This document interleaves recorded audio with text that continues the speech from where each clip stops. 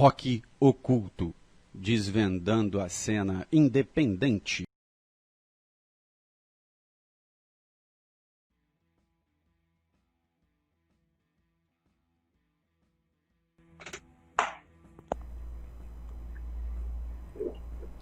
É isso aí, galera! Porra, cara, que maneiro, cara. Eu tô me sentindo em família aqui, não sei porquê.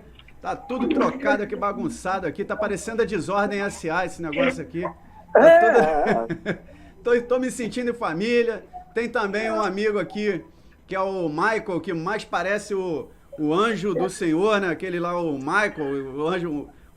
Miguel Anjo. Tá aí no... Não, Miguel... Michael é a tradução de Miguel, né? Miguel Exatamente. é anjo, né? Então... Miguel Anjo. Cara, brincadeiras à parte, estou aqui, tá tudo trocado aqui, ó. Porque quando um sai, aí troca tudo. Mas vamos lá, vamos começar do zero, vamos lá. Adriano Dias, o cara do rock com causa. E eu vou falar, hein, a gente vai ter muita coisa para falar sobre isso aí. Eu vou botar uma luzinha melhor. Fala aí, desculpa. Meu irmão... Aí. Que eu chamo todo mundo de irmão, mas esse aí é meu irmão biológico mesmo, a gente combinou antes de vir pra cá, todo mundo sabe como é que funciona o sistema. Enfim, esse aí é meu irmão biológico, André Moraes, grande historiador. Opa! Salve! E o senhor, que eu já até falei sobre ele aqui agora, ainda há pouquinho, conseguiu regularizar a tela dele. No último minuto. No último minuto, se não for assim não tem graça. Senhor Michael Menezes, da Paraíba Records e Rock Press.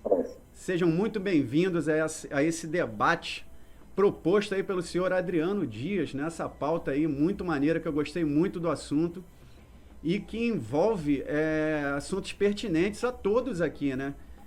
Bom, falando sobre o meu irmão historiador, né? Ele é uma pessoa que... Eu não sei quem influenciou quem aqui, né? Mas assim, a gente ouviu rock junto a vida inteira. E eu acho que eu comecei a ouvir Nirvana por causa do meu irmão. Meu irmão mais novo que eu, mas me incentivou com Nirvana. Além de outros, né? E algumas coisinhas também, acho que a gente acaba pegando por osmose, né? Isso é muito legal. Vivendo, né, juntos, né? A gente viveu junto muito tempo aí. Hoje ele tem a vida dele, eu a minha. Isso é muito legal. O senhor Adriano aí, cara, isso tem uma história muito legal.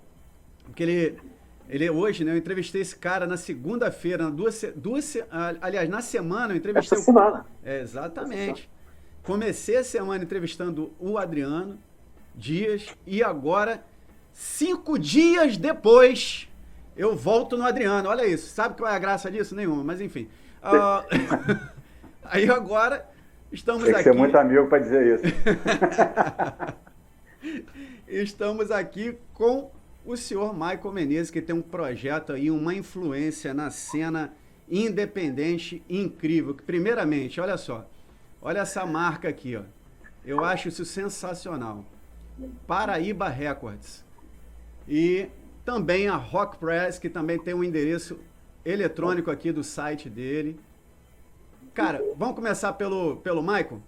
Michael, por favor. Conta um pouco mais aí da história, da sua história com o rock, também com esses dois selos, né? Eu posso chamar uma editora, que é a Rock Press, né? Se eu estiver errado você me corrige, e outra... Não? Tá certo. Tá certo? E Paraíba Records, que é um selo institucional que promove bandas e etc. Isso é muito legal, cara. Conta um pouco pra gente aí. Bom, eu acho que, primeiramente, boa noite ao pessoal que está em casa assistindo, interagindo com a gente. Também aí a equipe que está participando, os amigos da cena. Minha história com rock vem lá dos anos 80, né? Eu sou da geração Rock in Rio 1, geração momento lá do rock, né? Naquela época eu morava em Sergipe. Eu sou carioca. Mas até brincando, você está ouvindo vocês falar aí do Vasco e tudo mais, eu fui morar em Sergipe vascaíno, voltei flamenguista. Você vê como é que são as coisas. Que isso. Eu não ia perder essa piada. Mas pelo time do meu pai, eu nasci poucos dias do primeiro título do Vasco, em 74, né? Em cima do Cruzeiro, do meu amigo Robert Moura, colaborador do Rock Minas, e um time que eu simpatizo também lá em BH, né? E aí fui para Sergipe, lá minha vida mudou, né? Já começou mudando de time, né? Mudando, não, evoluindo. Passei para o Flamengo. Depois, meados dos anos 90, dos anos 80, comecei a ouvir rock. E naquela época, com toda a tecnologia, às vezes é difícil você ter acesso a certas coisas, aí é um show e tudo mais. Imagina nos anos 80, não era fácil, entendeu? Você conhecer as bandas, tá envolvido com a cena local, o Nordeste, em especial Sergipe, vivia a efervescência de um estilo musical que hoje todo mundo conhece como axé music. Só que na época, todo mundo conhecia como deboche. Que axé music até o início dos anos 90? O termo era deboche, foi cote, foi lambada, dança da galinha, eram vários estilos que até virar axé music. E eu lá no meio daquele bolo doido. Conseguia interagir com a axé music, o forró, as músicas regionais, que estava com a cabeça à frente do meu tempo, lá em Aracaju, com 10, 11, 12 anos, andando de skate, e aí surgiu o rock and roll na minha vida. Eu simplesmente, voltando no colégio, isso, né? Eu estudava no colégio de padre, para você ver, vocês estavam sacaneando Anjo, né? Anjo Gabriel, eu estudava no colégio de padre, colégio da... Sem querer, eu acertei.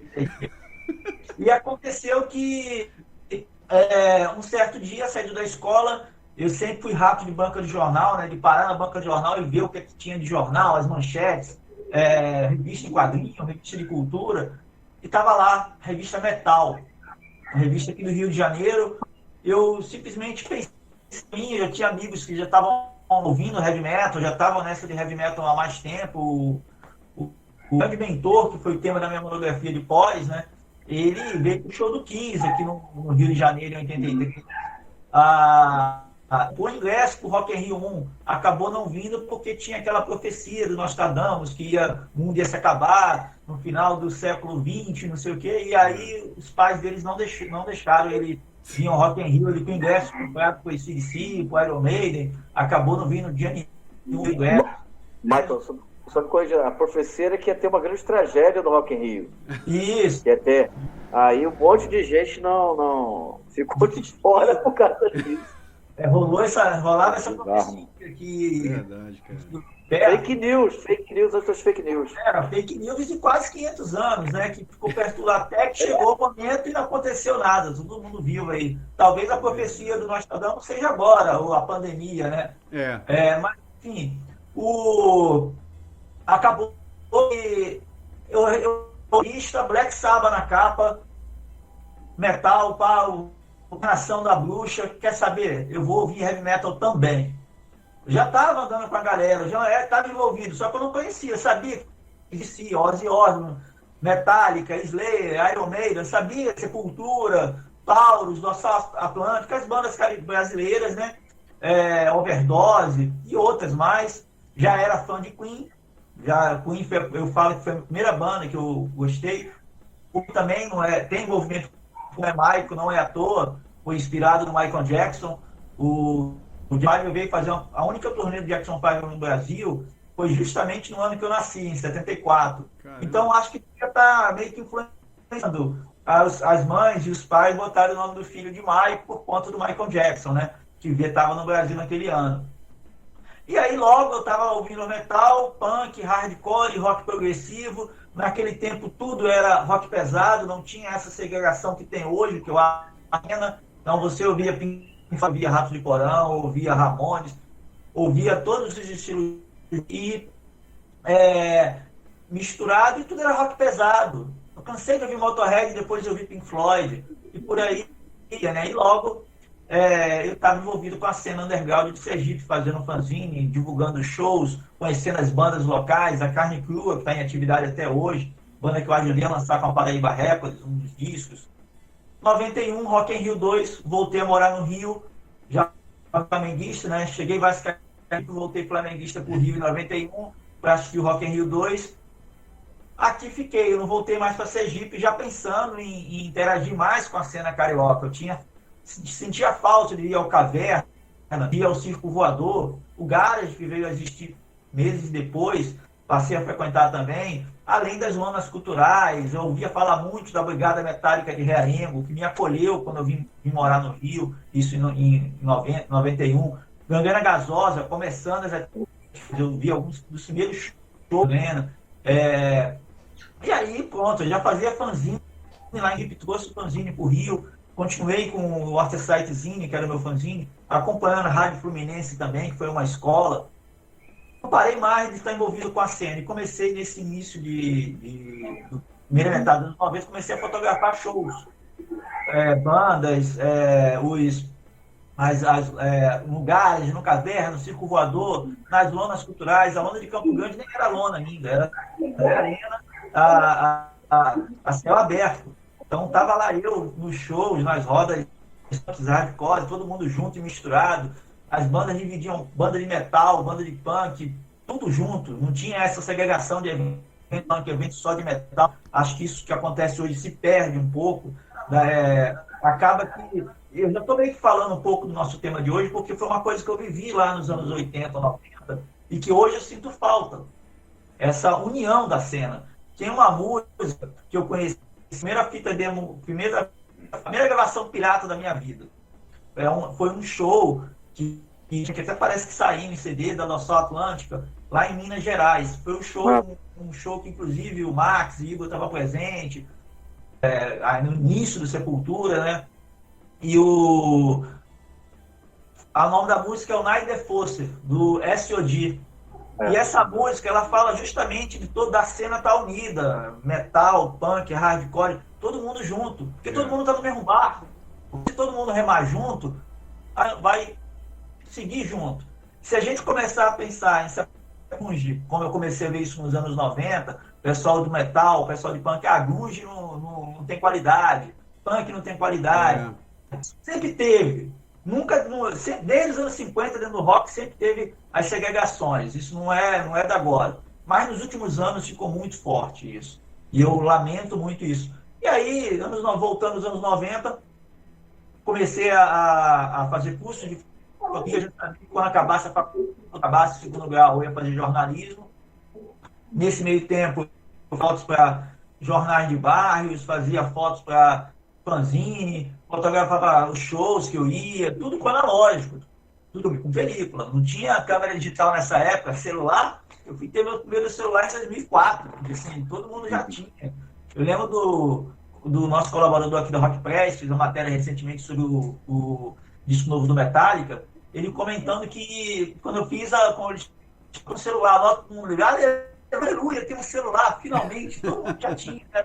Já nem era mais, era celular simplesinho. Foi que em 96, eu circulando, aí já vem Rock Press, né? Eu sempre, como eu falei, sempre fui rato de banca de jornal, parei lá na banca de jornal lá em Marechal Hermes e vi a Rock Press em formato tabloide pendurado lá. Aí eu comprava tudo que era revista de rock, com uma pauta interessante, e a Rock tinha um diferencial, ela falava em todos os estilos, quadrinho, cinema, série, já falava das coisas da internet, do mundo virtual. E aí foi paixão, amor à primeira vista. Me apaixonei pela revista e sempre sonhei, um dia eu vou estar fotografando para essa revista. 2001, vocês reparem que eu citei 1980, quando fui para Sergipe, falei 91, 2001. Toda virada de década acontece alguma coisa que meio que é um piso na minha vida. Nostradamus. Uma pandemia. Vai ver que ele anotou lá, ó. Cabeludo, com cara de Anjo Gabriel, entendeu? Anjo Miguel, lá no Brasil, ao sul do Oceano Atlântico. Por aí. 2001, e ainda tem mais uma profecia no final da história. Em 2001, eu estava aqui na Estrada do Mendanha, onde eu moro hoje, nessa rua, né? Teve rato de poranga Gangrena Gasosa. E eu fui lá fotografar. Bem, né? Lá, fazendo a matéria, mas ele não tinha fotógrafo. E aí eu Eu já não conhecia, ele é hold até hoje, ele é técnico de palco. Pá. Pô, e aí, cara, não tá trabalhando aí? Mas hoje eu tô como repórter. Ah, quem tá fotografando para Rock Press? Não tô com, não tem ninguém não. Aí eu pensei, bom, meu sonho é fazer foto para Rock Press. Meu trabalho da minha vida era fotografar para Rock Press. Resultado, ele chegou, né? Eu pensei, acabar a passagem de som e vou lá falar com ele. Falar com ele e ele veio falar comigo. Antes de eu pedir, aí, pô, posso disponibilizar as fotos, vou botar na matéria? Eu pensei, se o máximo que ele vai falar é não. Não, não pode, entendeu? Quando eu fui falar alguma coisa com ele, ele me respondeu, antes de perguntar qualquer coisa, Maico, você não quer disponibilizar algumas fotos para Rock Press, para botar na matéria? Ele me respondeu que eu ainda ia perguntar, eu perguntei para ele, sei lá, telepaticamente, entendeu? Aí ele respondeu, ele, não, pô, aí eu valorizei, né? Não, a gente pode ver isso sim, entreguei agora que ele já estou antes de mim, eu valorizei o trabalho. Dias depois ele me ligou, Maico, tem redação. Ou melhor ainda, eu pensei que eu ia mandar por carta, que eu ia ter que escanear, eu nem tinha scanner na época, tinha acabado de comprar meu primeiro computador. Mandei lá, fui lá na redação, um currículo, portfólio, para trocar uma ideia lá com eles, e quem sabe fiz um estágio. Naquele dia, era abril de 2001, estava acontecendo, era o Abril pro Rock, lá em Recife. Ah, legal. Aí conheço a Rock Mundo do Brasil, do Rio, São Paulo, lá em Recife. Chegou lá, eles estavam querendo um fotógrafo, mas não tinha ninguém disponível. Todo mundo estava em Recife ou com outros trabalhos naquele final de semana. Ia ter um show de uma banda chamada John Space Blues Explosion, que tocou na Grupo Rock e ia tocar aqui no Rio no sábado. Aí o pessoal da revista estava lá, o cara escaneando, meu ex-chefe escaneando as fotos, e minha chefe perguntou, pô, você tem um fotógrafo? Perguntando pro sócio dela, né?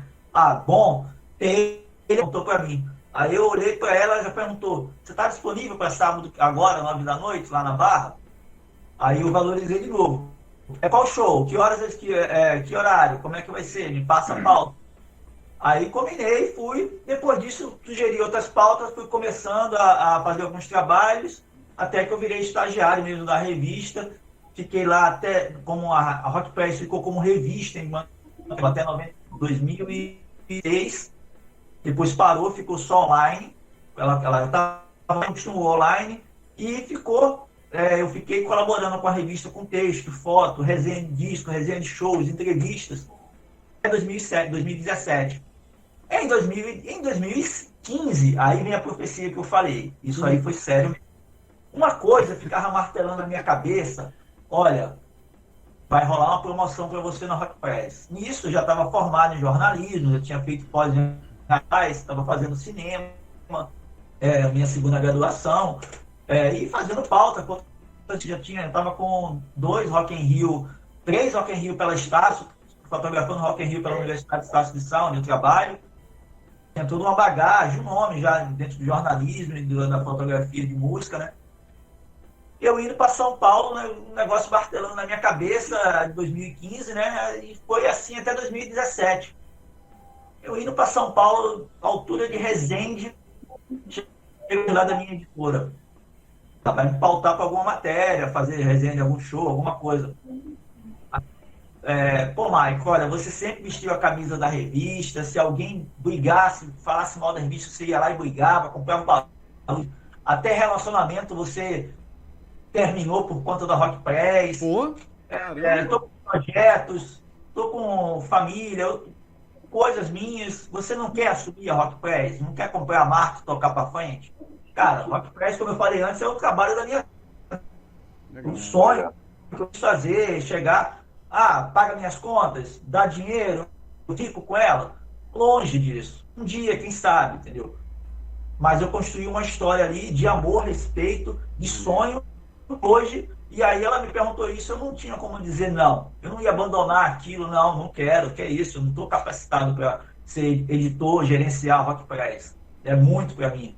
Não, eu não desisti. Continuei acreditando, topei, comprei a marca, refiz o projeto, abri algumas coisas, as outras mantinha a essência. Muita gente ainda não entendeu o atual, mas nisso eu estou desde 2017 como editor e gerente, né, proprietário da Rock Press, que é um site que cobre todo tipo de rock. A gente fala até de outros estilos, como samba, MPB. Pô, Dona Ivone Lara morreu, não tem como não citar ela num momento desse, entendeu? Outras pautas, assim, de gente da cultura, de quadrinhos, assim, a gente está sempre de braços abertos para acolher. E vale falar também que lá em 2001, quando eu falei que era outro momento de transição, quando eu estava iniciando a faculdade de jornalismo, iniciando o estágio no Rockpress, a Paraíba Records. Eu comecei na mesinha lá no 911, Bento Ribeiro, eu era curador de shows lá do 911, né? Eu botava os disquinhos para vender, eu comecei a vender discos ali, né? Com isso, com dinheiro eu paguei muita conta de faculdade, mensalidade, tendo foto de escolinha também, calendário, de camisa, de canequinha, enfim. E ganhei muito dinheiro com isso para poder realizar meus sonhos. E aí comecei a vender discos, as pessoas, vou comprar um Paraíba, vou comprar um disco no Paraíba, que foi meu apelido que eu ganhei quando eu cheguei de volta lá de Sergipe, né? Aquela coisa, carioca nunca foi bom de geografia. Para ele o Rio o mundo é São Paulo, Verdade, Rio de Janeiro, cara. E o resto do mundo que é a Paraíba. Já diria o Edmundo, né? Lembra disso? Sou carioca, mas morei lá, sotaque, tem sotaque até hoje, 30 anos de Rio de Janeiro, sotaque não some. Paraíba. Aí, vou comprar um CD no Paraíba. Aí, vai ser Paraíba Records a minha loja. Só que é Paraíba com Y, pensando no mercado europeu, americano. E aí foi que... Sofisticação. Com isso, vendendo disco, apoiei o lançamento de 7 CDs, Repúdio, banda da Zona Norte, o Daji, que é uma banda do Japão, eu falei que eu ia chegar no asiático, europeu, o Daji do Japão, a Carne Crua de Sergipe, o Static Man, Incêndio de Marechal Hermes, quem mais? Teve o Chapa Doido, e além de peça de teatro, exposição de fotos, documentários, filmes. O nome é Selo Cultural Paraíba Records porque não é só rock, é cultura, é arte. Legal. Então, é isso que a gente tenta fazer. Esse ano a gente ia lançar mais uns 3 discos, mas com a pandemia eu cancelei todas as possibilidades, porque eu não estou vendendo disco desde março. Vou isso essa semana porque as contas vão chegar e, enfim, estou vendo uma hora de... Você está devendo tantos meses de tal prestação que você não paga. Eu falei, também não saio de casa, não faço a minha parte.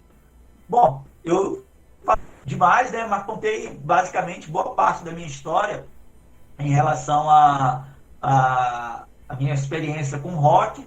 Quero dar para fala também com as outras pessoas aí, e até para daqui a pouco gerar um debate, né? Isso aí. Que a gente... Deixa eu falar um negócio contigo. Você tem um fone para colocar no teu celular com microfone? Porque tá picotando muito.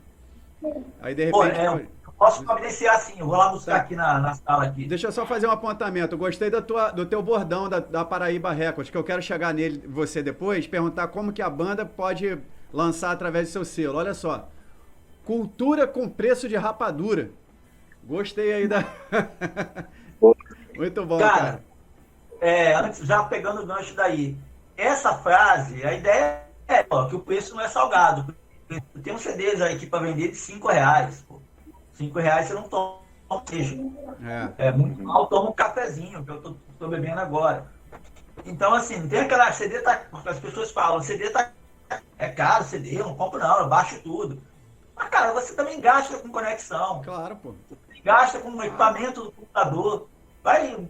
Vou comprar um HD, vou salvar tudo no HD. Você vai comprar um HD que às vezes é muito mais caro que você comprar dezenas de discos. Exatamente. Então, assim, gasto com energia para os seus equipamentos.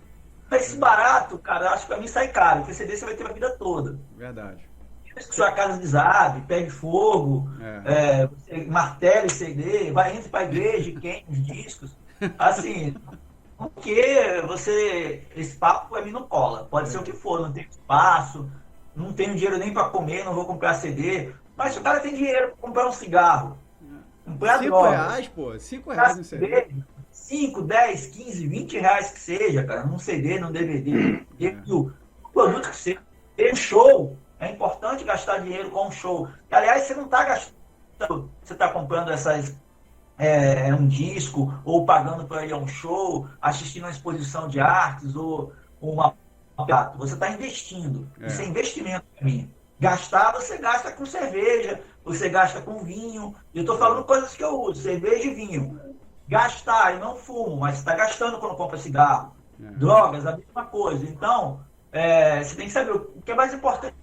Qual é a prioridade? Uma coisa que eu tenho para vida. Ou uma cervejinha que vai, pô, vou beber, legal, pô, maneiro, cerveja boa, artesanal, que seja, ou tradicional. Você vai ter a vida toda. Eu tomo minha cerveja, eu tô lamentando que eu não tô aqui batendo esse papo com vocês. A minha acabou, eu não quero ir na rua comprar, né? Mas faz parte. Aí ficou, rapadura é doce, entendeu? Não é nem rapadura é doce, não é mole não, mas rapadura é doce porque é barato. Então, pô, preço, cultura com preço de rapadura, que é tudo status, né? E teve Cana que baixou essa frase foda, cara. O Calan, que tem uma influência para mim dentro da produção de discos, né, da Baratos Afins de São Paulo.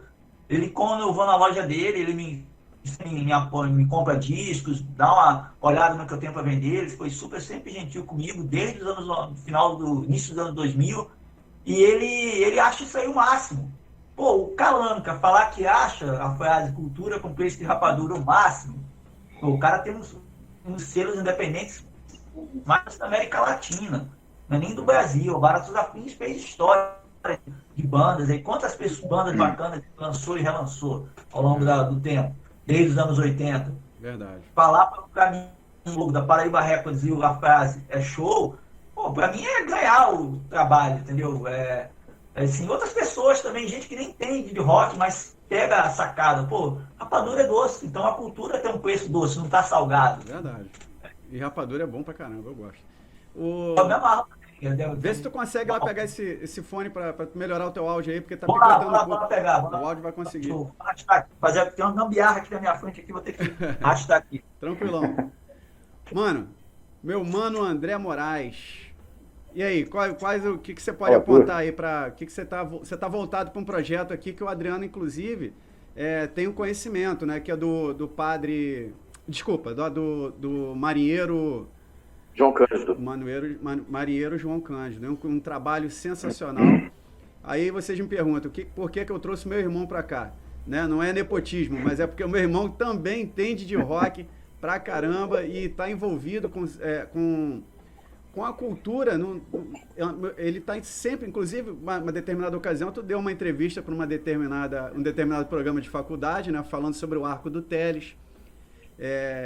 E inclusive com domínio também da família Teles de Menezes aqui em São João, né? E, enfim, foi toda uma história bem legal, mano. E, cara, o que você tá ouvindo hoje de rock and roll? O que você pode passar pra galera aí? Valeu, mano.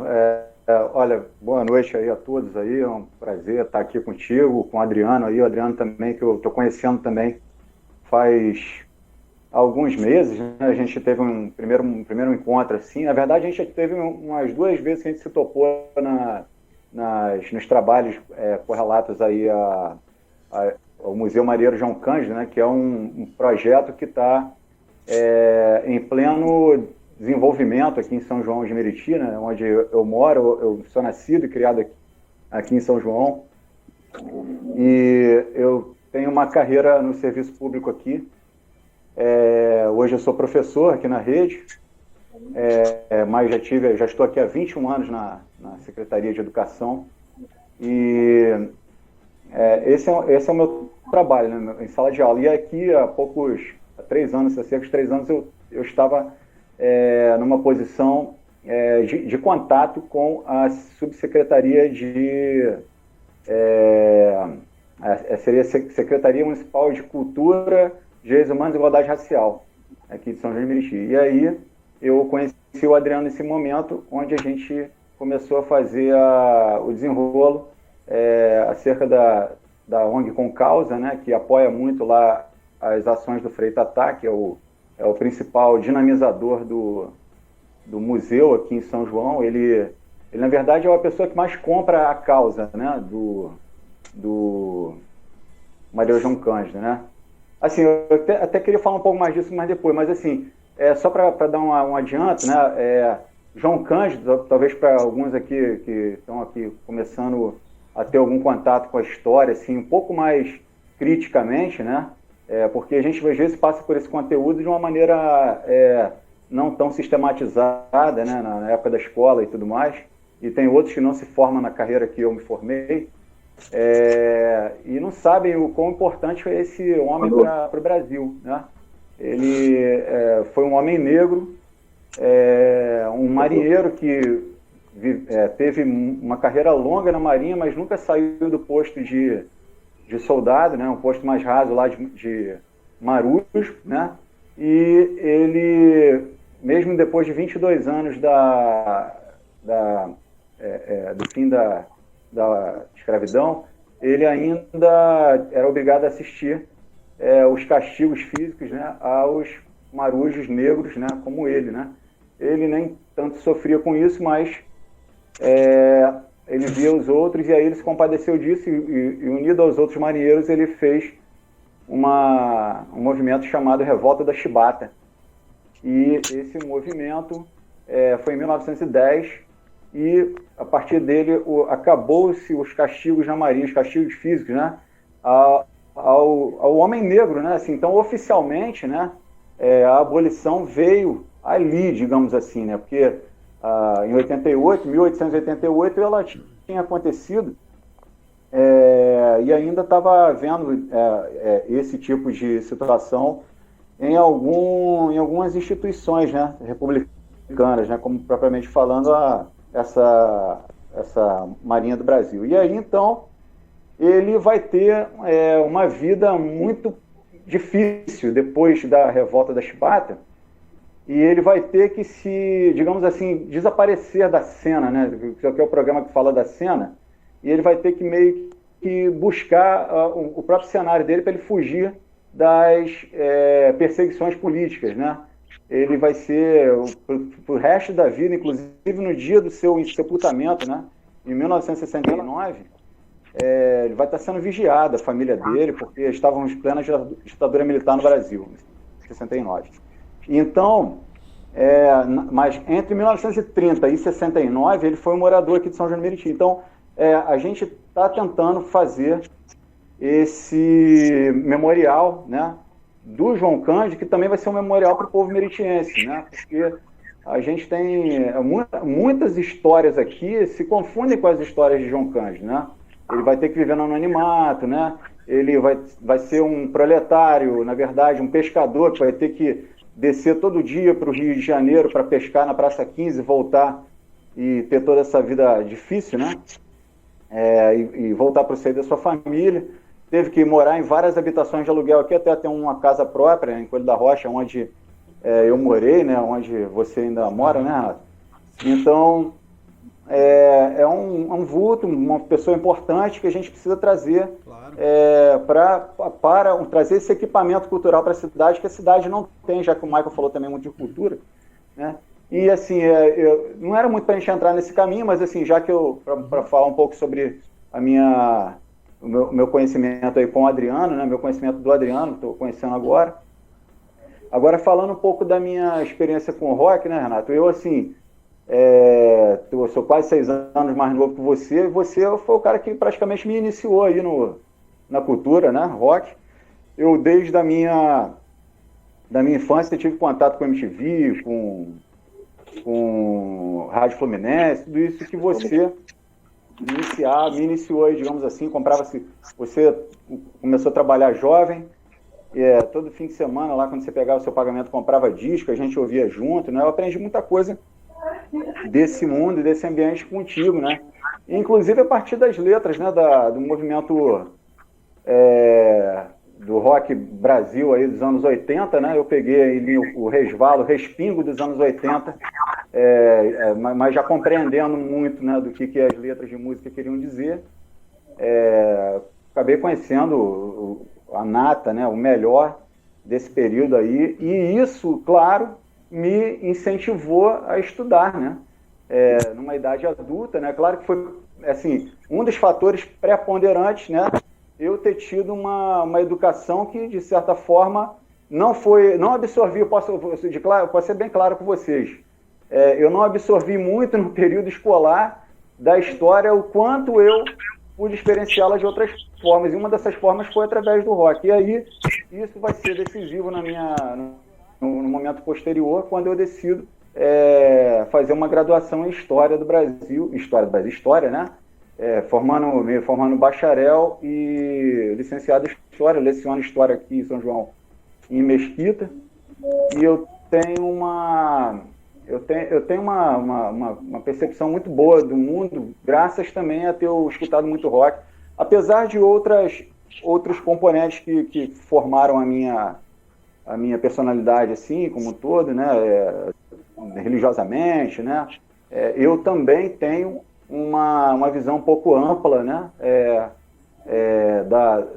do momento que nós vivemos. E a partir disso, na verdade, eu busco isso a partir também da vivência que eu tive no rock. Outra coisa que é importante falar um pouco aqui, para começar alguma coisa também, é sobre a cena independente, né, o que nós chamávamos de underground, né? Desde a minha infância, eu vi eu vi o meu primo também, o Júnior, da atual banda 1 a 1, mas também foi a banda Filhos da Guerra, né? E você lá na Zeus de Bronze, né? Acompanhava os ensaios, né? Tive contato com os caras mais velhos e tal. Inclusive, o Júnior me dedicou uma música que tem um momento muito importante lá na vida, na carreira da 1 a 1 lá, que foi Dura Realidade. E depois de muito tempo ele me revelou essa situação. E assim, eu sou muito devedor, cara, disso, para poder, até mesmo para poder lecionar hoje, para poder, de maneira crítica, apontar algumas coisas, né, que a gente está vivenciando hoje, né, colocar assim um pouco também, dentro daquilo que o Michael falou, né, que ele ouvia, né, desde o período que ele começa a ter contato com o rock, todo tipo de rock e sem exatamente se agrupar uma única tribo, tipo a tribo do heavy metal, ou a tribo do rock Brasil, do povo que gostava mais do rock nacional, ou de outra vertente, do thrash, né? Eu digo assim, sem querer ser muito epistemológico, né, digamos assim, sem querer muito entrar pelo lado mais da ciência, né, ou de uma narrativa histórica que se torne muito enfadonha, até porque isso está muito disponível hoje em qualquer site aí de internet. Você encontra, às vezes, boas narrativas históricas, né, inclusive acadêmicas, né, se você quiser absorver um pouco disso. O rock, na sua essência, inclusive para mim, ele tem esse teor, assim, digamos assim, um pouco promíscuo, porque é um tipo de música que te permite, né, você trafegar entre os diversos caminhos que ela faz, né? E aqui no teu canal em especial, Renato, eu acho louvável tudo isso que você faz aí. Por exemplo, ter chamado a Adriana essa semana com aquela banda também dele, né? Que é mais punk, né? E, assim, ter visto ontem outro gênero, na quarta-feira já era outro gênero, não, outra toada, né? Na quarta-feira já foi Finizáfrica, que é uma banda que a gente conhece há muito mais tempo, né? Isso tudo faz com que a gente consiga aqui, está começando a, digamos assim, arranhar, né, um espaço de união, né? Eu não estou querendo dizer que exatamente que esse aqui é o único caminho para isso. Por exemplo, o Michael aí, ele já milita nisso há mais tempo, né? Ele já está há mais tempo nessa visão, e é importante que o roqueiro de hoje em dia, né, que assim, nós estamos virando bichos raros, né? Ele tenha algum tipo de percepção de que o rock, ele tem uma posição lá atrás, se você parar para observar lá desde os anos 50, né, no início lá do Rhythm and Blues, né, que dá origem lá ao rock, é um tipo de música que é baseada a partir dos setores mais independentes da sociedade, digamos assim. né? Os setores mais pobres da sociedade são eles que, de fato, trazem a própria cultura para o protagonismo, né? Uma cultura popular, uma cultura do trabalhador, né? E essa cultura do trabalhador, é claro, ela vai influenciar o modo como essa classe vai também ouvir música e vai se manifestar para a cultura. E então, é importante que a gente, de alguma forma, já esteja aqui pensando, quando assistimos um programa do Rock Oculto, né, numa união, mas numa união reflexiva, né? Que a gente consiga sempre trazer uma capacidade de pensar que nós não vamos ser absorvidos pela mídia. A mídia que está aí, que já está posta, né, que já é a superestrutura. A gente tem que estar buscando o espaço tal qual se buscou lá no passado, né, e vai se afirmar a partir dos anos 60, anos 70, uma cultura rock que vai romper barreiras, né? Apesar de que esse rock, até para que ele tivesse que aparecer inicialmente, se for parar para ver, por exemplo, os Beatles, né? Foi acredito que a maior banda de rock de todos os tempos, o maior conjunto de rock aí de todos os tempos, né? Propriamente os Beatles, para entrar na cena, digamos assim, na cena da mídia, da grande mídia, foi uma banda que teve que se apresentar inicialmente daquela forma como a gente está acostumado a ver, né? Os caras vestidos com almofadinhas, né? De terno e gravata, para só depois eles subverterem, né? Um pouco a situação, voltando ao que eles faziam antes, que era quando eles tocavam nos pubs lá mais periféricos, né? Eles se vestiam de jaqueta, né? O cabelo era desgrenhado. Isso aí eles só vão optar a fazer isso aí depois de uma vez que a banda tivesse consolidada, né? E é claro que isso é algo que é inspirador, né? Para quem está querendo, quem está desejando hoje acreditar que o rock ainda tem espaço. Se o rock tem espaço hoje, né? É claro que é para a gente ainda curtir e seguir lá os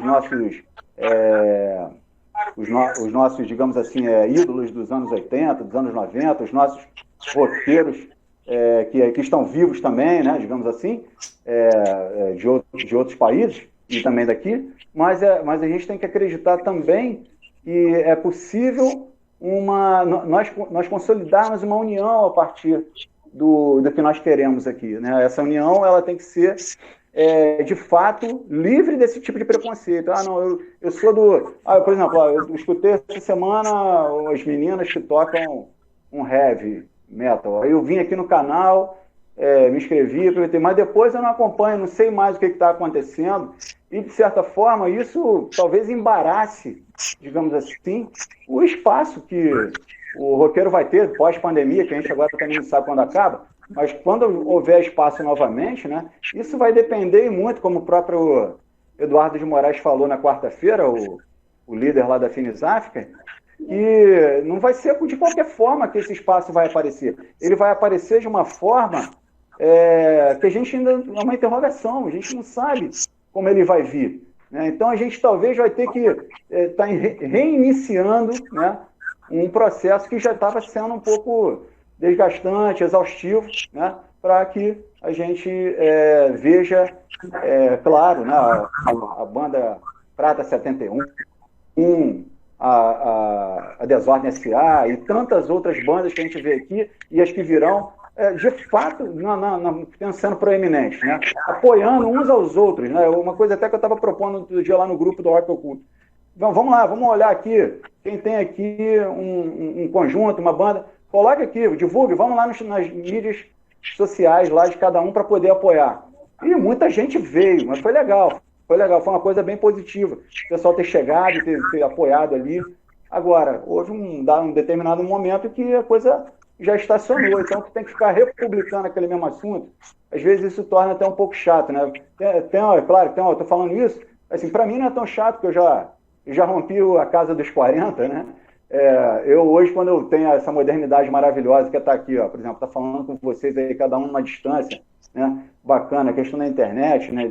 Tantos recursos audiovisuais que nós temos, então podemos estar assistindo esse programa maravilhoso, né? Eu sou suspeito de dizer, né?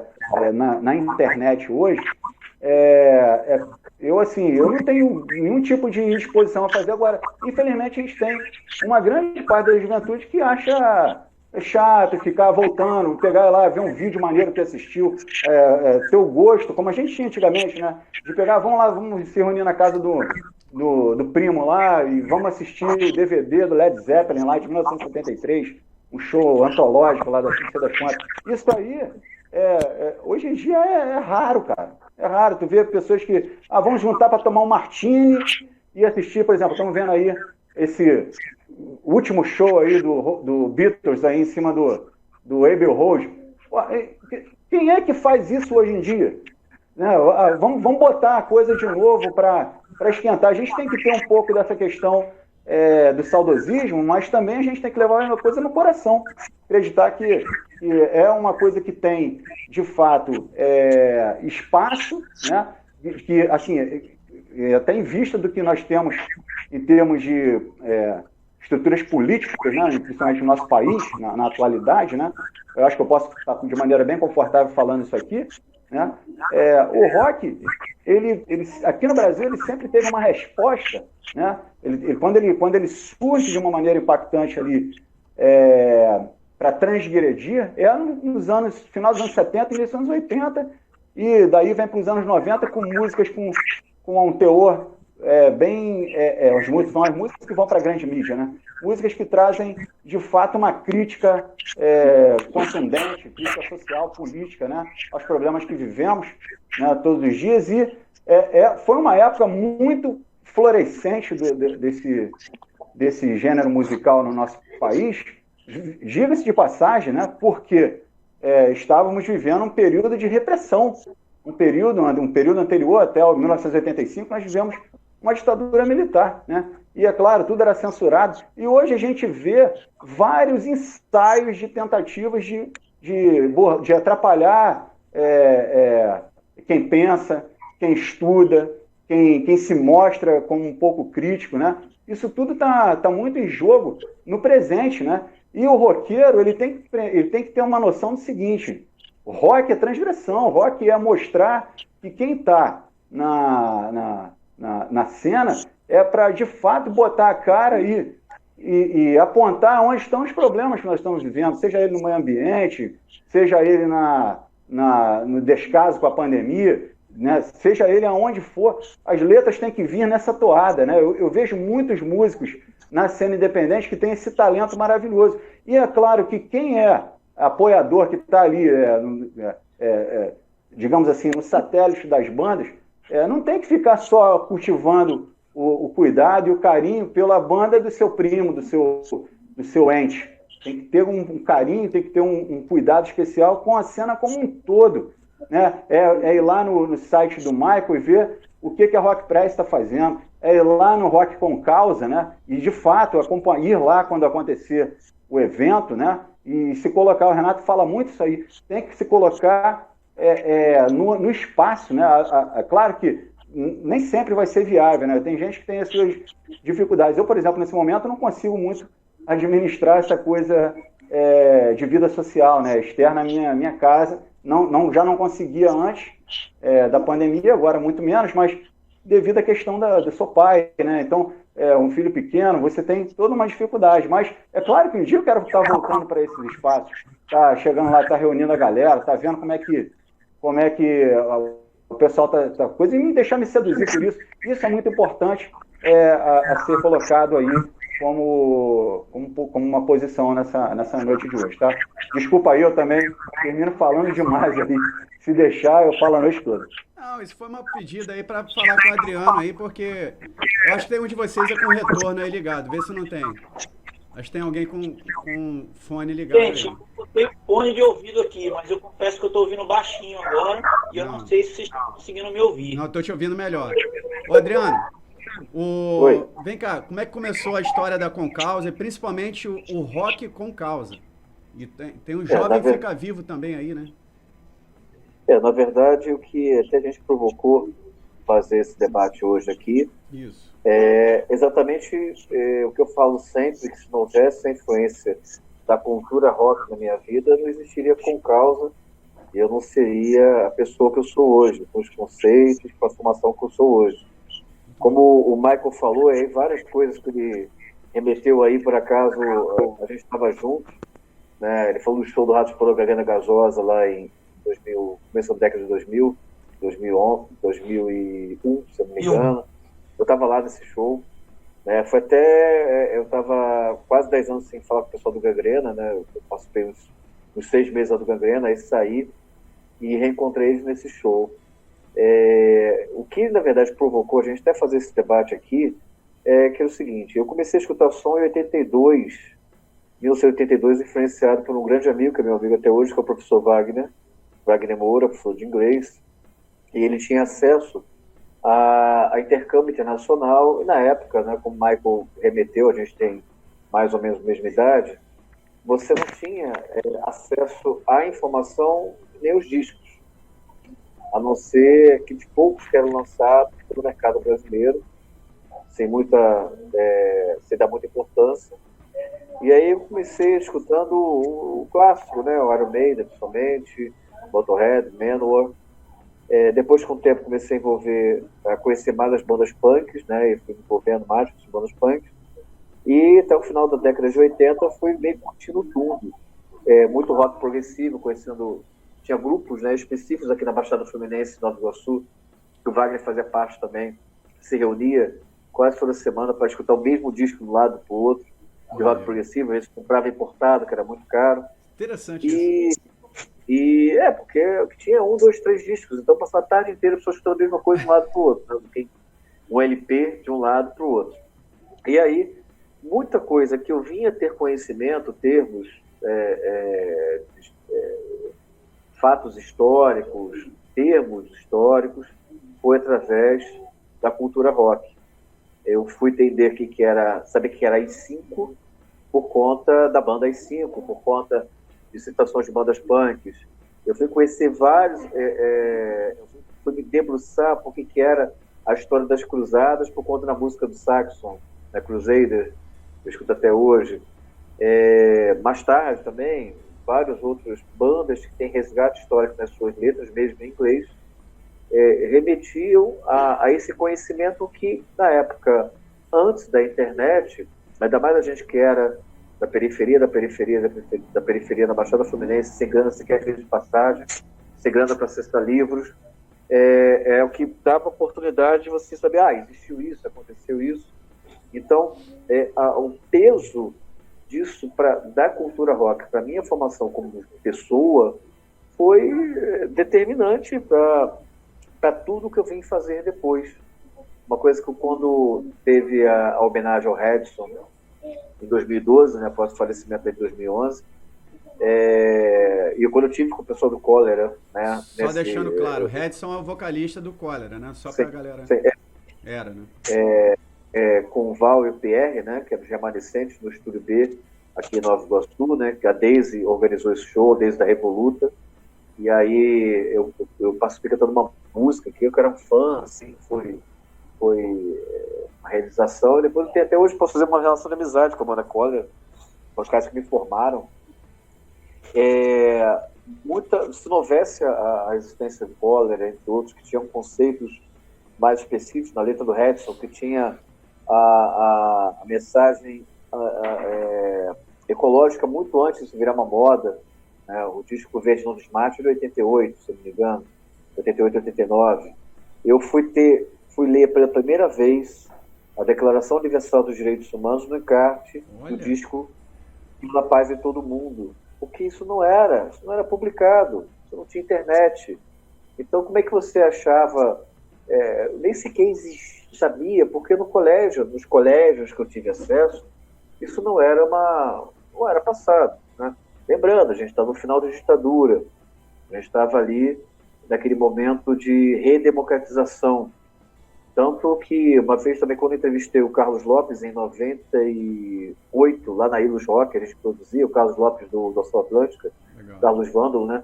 Ele remeteu assim, rapaz, para você ver, né? Todo o processo democrático no mundo, você teve um grande festival de rock logo depois. Você teve o Rock in Rio aqui em 1985, quando caiu o Muro de Berlim também, você teve um festival na então Rússia, né? Verdade. Deixa eu ser União Soviética.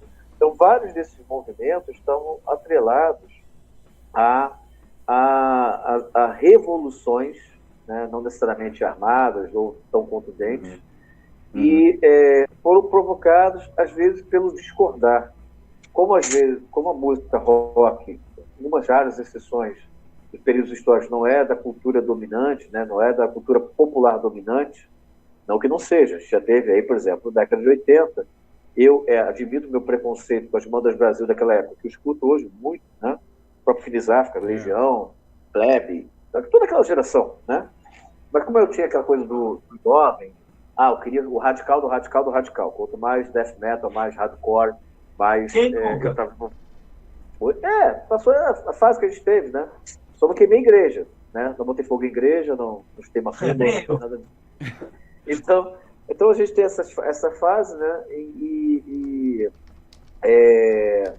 Por exemplo, o rock já foi uma cultura predominante, apesar de ser tipo pop, de maneira muito forte na década de 80, mas o rock já vendeu milhões de discos, o rock brasileiro vendeu milhões de discos. Isso não é uma cultura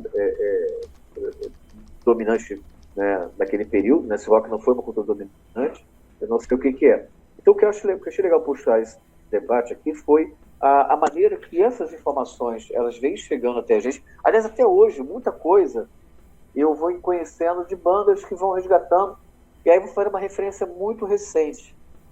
Tem uma banda chamada Sabaton, que tem por hábito, o André, de repente, até te aconselho, cara, dá uma escutada, dá uma olhada nas letras do Sabaton. Eles têm por temática resgatar combates, fatos históricos ligados às guerras, às várias guerras. E aí, e tem muito fã que faz clipe usando a música Sabaton com outras imagens. Tem uma Primo Vitória que fala do desembarque na Normandia, né, do dia D, que usaram o filme O Resgate do Soldado Ryan, ficou perfeito, teve milhões de visualizações. E no caso, teve uma música chamada Smoke Snakes, que falava sobre 3 pracinhas brasileiros, uma história que eu não conhecia, para você ver como é que é, né? Uma banda europeia, foi fazer uma pesquisa e descobriu 3 pracinhas brasileiros que sustentaram fogo, né, impediram que o batalhão inteiro de nazistas na época avançasse, seguraram com fogo essa turma. Depois, quando não tinha mais jeito, eles correram para o abraço, ou seja, foram mortos. Eles enfrentaram e foram mortos, né, em conflito. E a bravura deles foi reconhecida pelo inimigo. Enterraram os 3 brasileiros, inclusive me passaram a informação que tem colégio na Itália com o nome desses brasileiros. Eram 3 mineiros que os alemães enterraram, botaram 3 bravos soldados brasileiros, algo desse tipo. E aí eu fiquei sabendo dessa história. Aí um amigo, eu sou de movimento de direitos humanos, né, um cara que é mais ligado a posicionamentos mais de direita, vocês não lembram essas coisas? Tá legal. Como eu tinha uma relação com um vereador aqui da cidade de Nova Iguaçu, eu falei o seguinte: rapaz, vamos fazer uma homenagem para os pracinhas da Baixada que estão vivos ainda, e por conta dessa provocação. Aí eu toquei heavy metal na Câmara de Vereadores de Nova Iguaçu em 2015. Então, para você, mesmo agora há pouco tempo, mesmo com internet, mesmo com tudo, eu acabei descobrindo uma história, um fato histórico, que eu acho que é relevante, principalmente, André, né, que eu queria a gente remeter na história do João Cândido. Me incomoda muito, falei isso também na entrevista com o Renato, lá no dia que a gente tocou na abertura do Cólera, no aniversário do DJ Terror, lá na Penha. Me incomoda muito nossa falta de heróis de verdade. Sim. Né? O marinheiro João Cândido, herói da Revolta da Chibata, que pagou é um herói com a nossa cara. Um herói preto que morava na Baixada, era gaúcho, mas veio morar na Baixada. Eu tive o prazer de conhecer a família dele, muito orgulho, né? Cara, show de bola, hein? O André, provavelmente conheceu também, tive no Ministério Público Federal com a família dele, graças ao Tatá. Os movimentos sociais que são os grandes protagonistas disso. Tive oportunidade de colaborar na elaboração da lei estadual que colocou o João Cândido no livro de heróis do Estado do Rio de Janeiro, né, que é um ato simbólico, mas eu acho muito relevante, que foi apresentado pelo deputado André Siciliano, que foi aprovado no ano passado. Sim. E, assim, é aquele herói que a gente não reconhece, né? Todos nós, todas as idades, muitos mais jovens.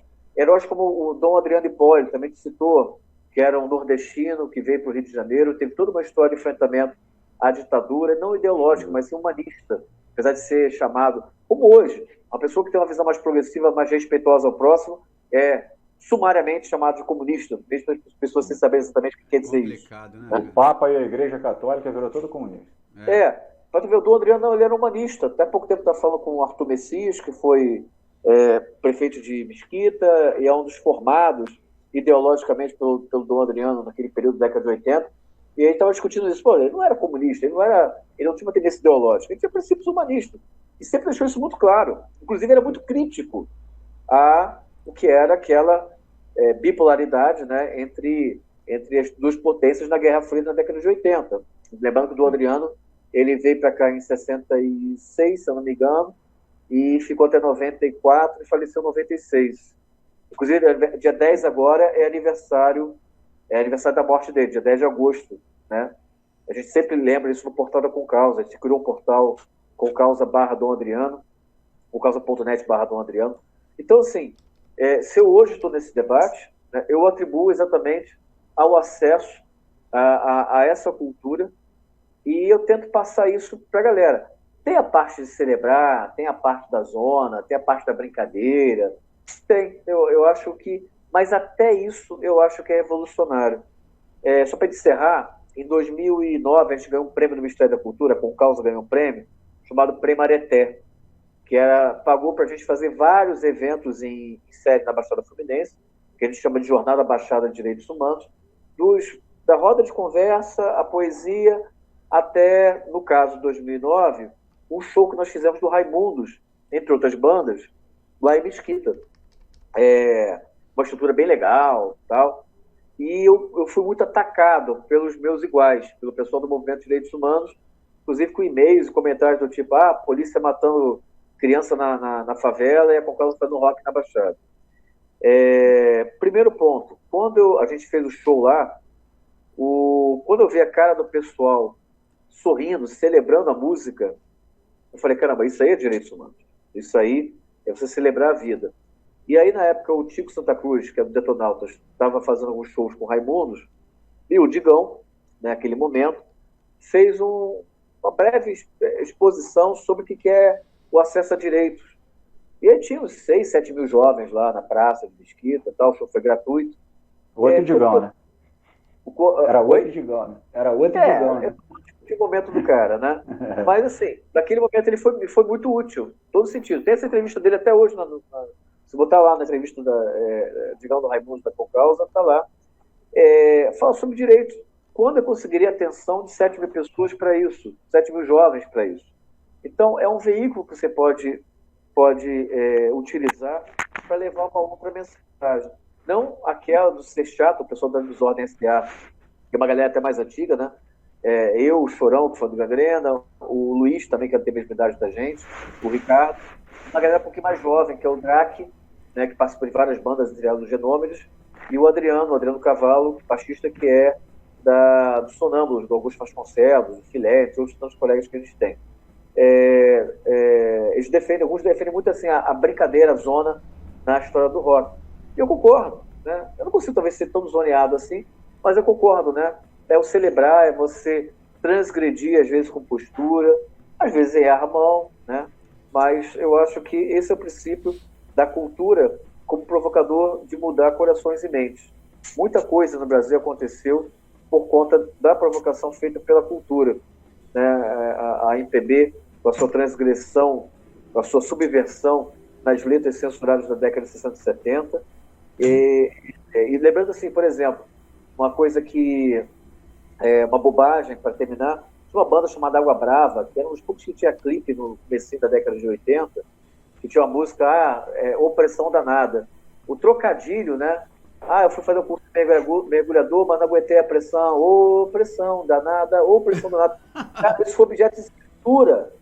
Não, era simplório, mas foi objeto de censura. Agora tu vê. Entendeu? Né, eu tô falando dessa década de 80. O Paulo tiveram inteligência para descobrir isso, que é difícil eles terem inteligência. Né? Ou viajam. O professor é completamente idiota. Eram idiotas completos. Ele achava que qualquer coisa era um fantasma dentro do armário que ia sair e comer os militares todos, né? Então, era uma peça subversiva. Antes fosse isso até. Antes fosse isso. Então, assim, isso eu queria essa provocação, né? Para a gente abrir o debate exatamente disso, né? Porque a cada superação nossa, a gente vem das mesmas classes sociais, né? Com as histórias muito parecidas. E aí, Michael, eu também fiz fanzine na década de 80, um fanzine punk. Na década de 90 eu fazia um jornalzinho alternativo, que depois virou o Jornal da Concausa, e foi um dos principais veículos da gente de propagar ideias e somente dar o olhar para o outro. Hoje a gente tem um portal de notícias chamado Portal C3. Muito bom. Né, que está atrelado ao site da Concausa, que tem uma concepção editorial, a informação, mas muito ligada a isso. A gente bota lá o disco, apesar de ter foco na Baixada Fluminense, eu tenho um editorial que fala do Brasil. E aí a gente colocou, do Rio e do Brasil, colocar o CD Pandemia, que o Carlos Lopes do Assal está fazendo crowdfunding agora, e acaba dia 15 de agosto, se eu não me engano. Botei lá, é a maneira que você tem de propagar. Que o que acontece hoje, a gente tem tanto acesso à informação, tanta possibilidade de passar a informação para o outro, e está se xingando em rede social, está propagando mentira, está propagando ódio, né?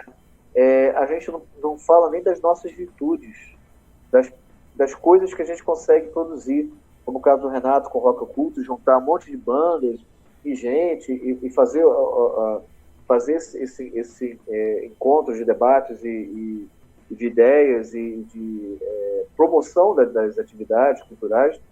Então, assim, a gente tem hoje tanto... E isso também foi uma frase que não é minha. Eu fiquei puto na época com o Carlos, puto no sentido de discordância. Quando eu entrevistei o Carlos Lopes, remetendo novamente essa entrevista, que ele falou o seguinte: liberdade de imagem é uma população burra. O El Chan nunca ia acontecer na década de 80, porque a gente estava no auge do El Chan ali quando eu entrevistei ele, né? Aí eu fiquei puto com ele, mas depois, como é que ele tem razão? Não é que ele tem razão? Liberdade demais, às vezes, não que a liberdade não seja boa, que não seja importante, né? Mas parece que a pessoa não sabe o que fazer com essa tal liberdade, como diria o Pagode. Né?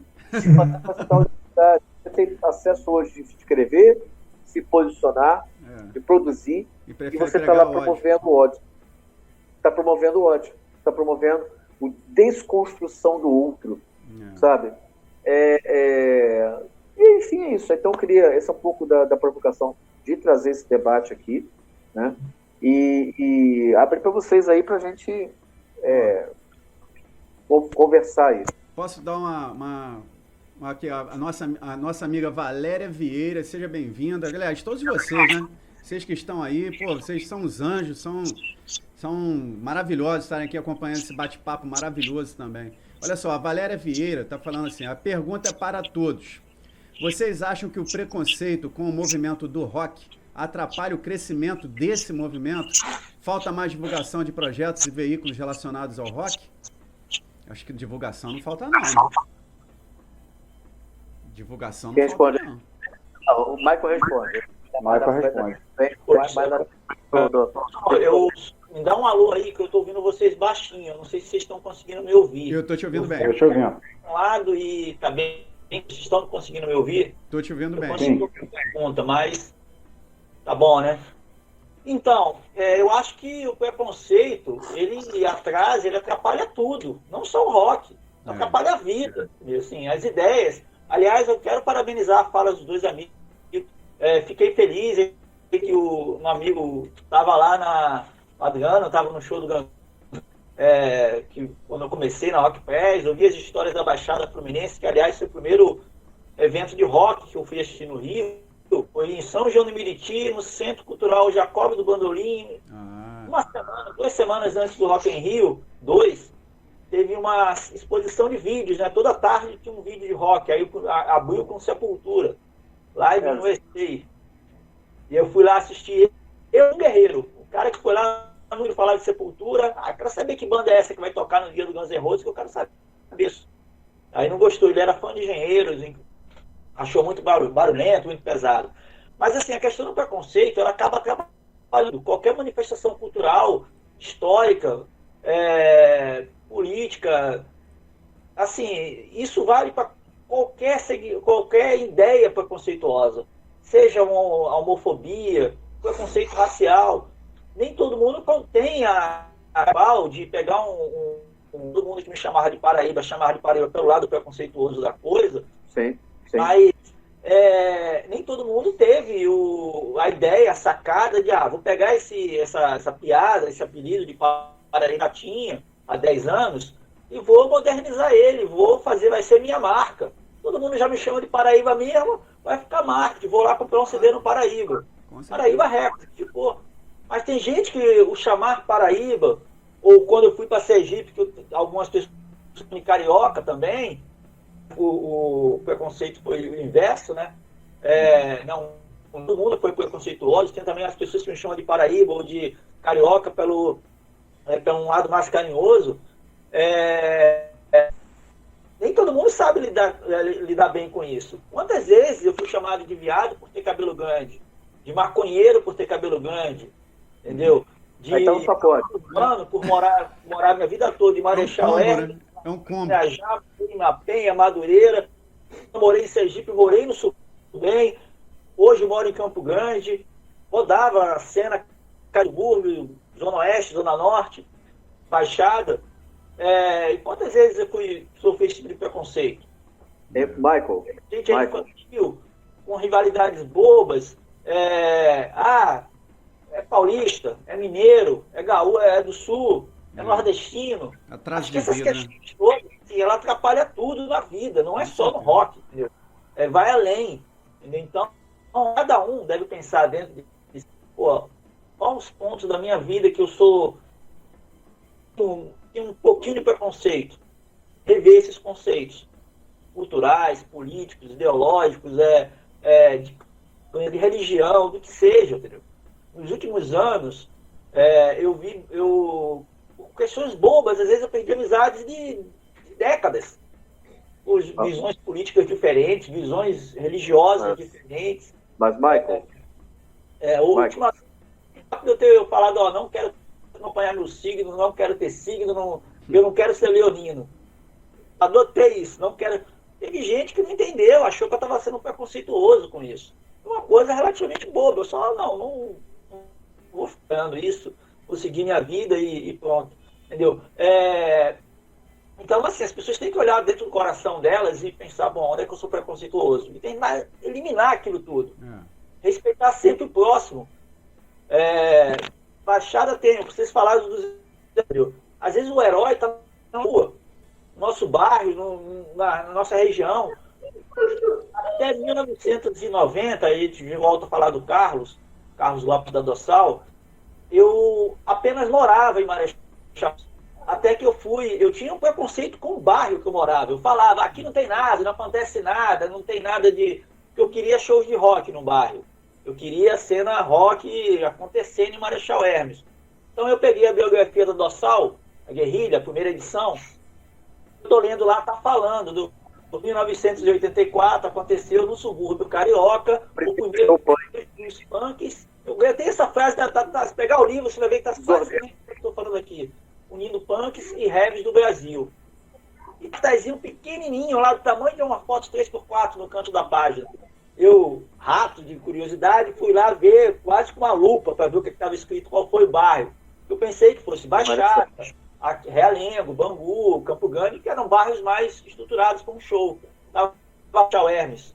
A minha concepção para Marechal Hermes, o preconceito acabou ali. Nossa, o bairro é cheio de história. Eu aqui sou preconceituoso, não quero conhecer. Depois eu fiquei sabendo que o Belchior morou lá, Carlos Saldanha, do filme Rio, Marechal, vários shows, Zé Ramalho tocou no Teatro de Marechal, tem a segunda melhor acústica do Rio. Um monte de coisa aconteceu em Marechal e eu que não estava com os olhos fechados. Então, galera, abra seus olhos e abra seus corações.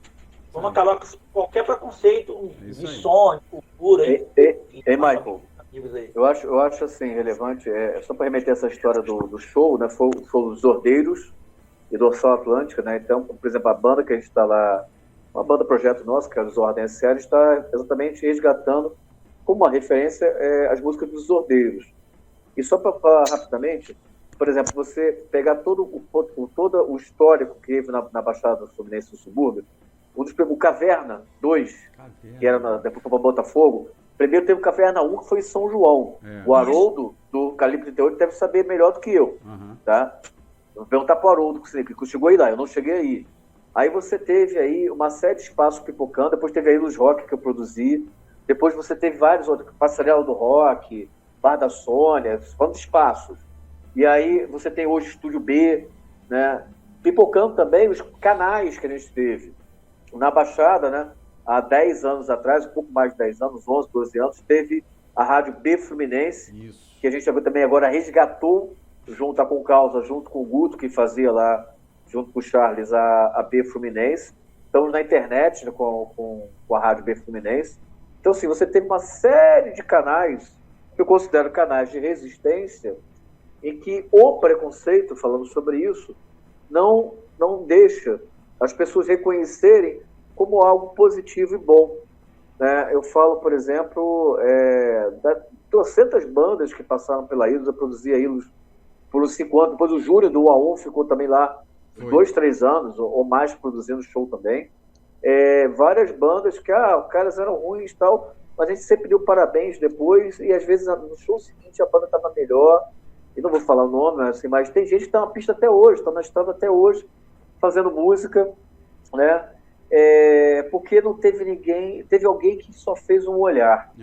E isso é que a cultura faculta, tudo é zero. Mas quem está falando da cultura rock, talvez o olhar o outro, reconhecer, faz com que as pessoas desenvolvam as suas virtudes mais do que os seus vícios, todos eles.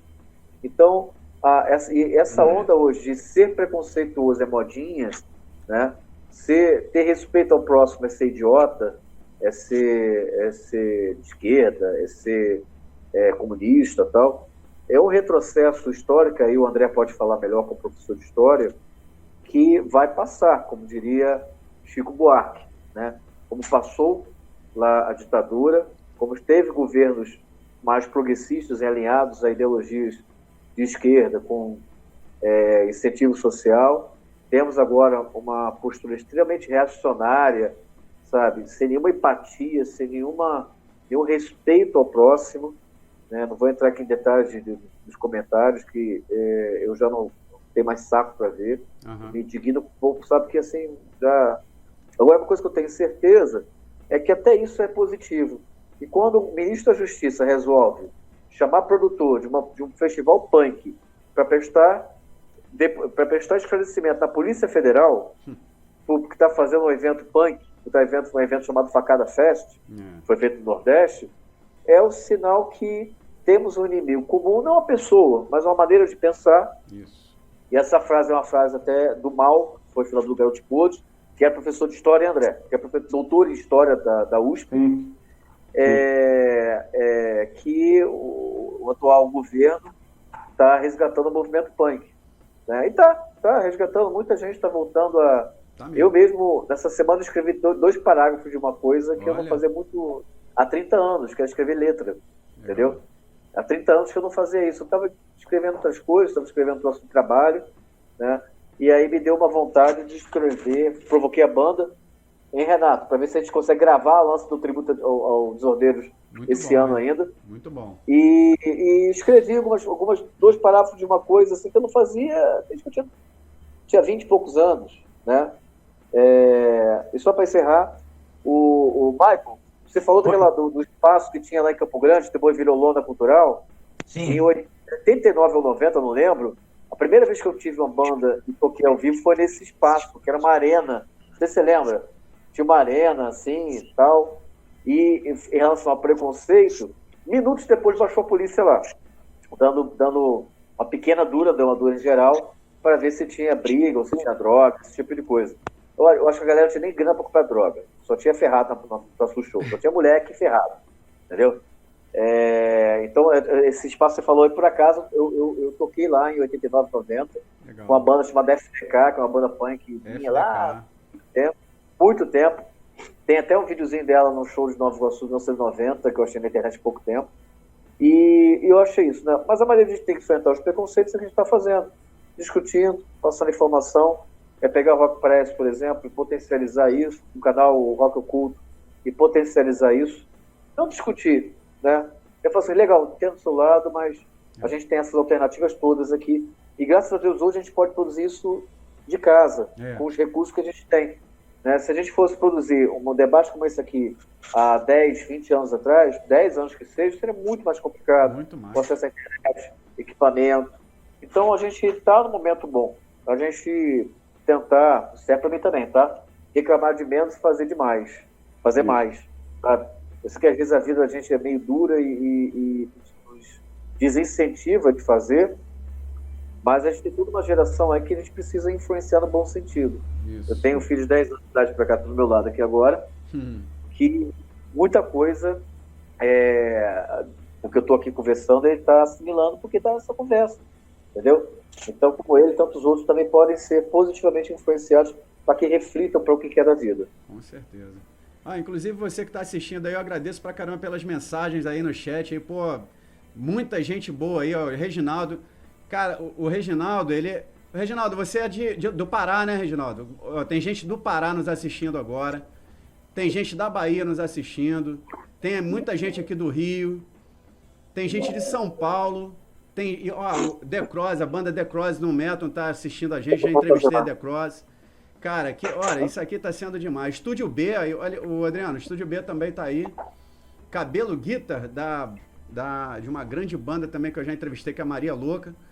E Marcelo Faustino, eu entrevistei ontem, cara. Aí, ó, banda Estelionato, olha aí.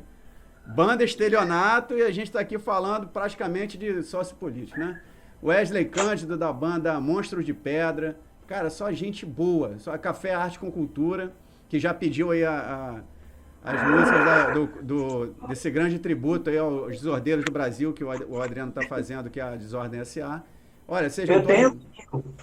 Você tem também o disco? Vinil do Desordeiros. Vinil. Nina Santos.